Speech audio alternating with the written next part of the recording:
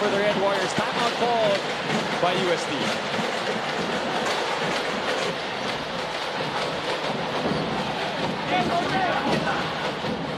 Ganun, no? Open na, open. Tayo natin ipasa eh. Open naman eh. Open na open, oh. Guys, wala naman kami tinurong ganyan eh. Ito si teammate gawa. Next play, next play. Sis, ang hirap gawa ng sitwasyon to. Kasi kayo rin gumagawa ng kalokohan eh. Wala na kami. Wala na nga tayong import eh.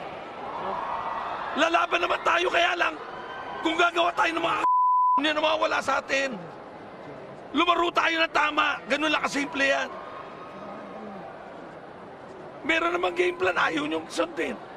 Kaka-time out, sabi ko, tumawag tayo ng 4. May Christian. Ewan ko ba tayo natin gawin?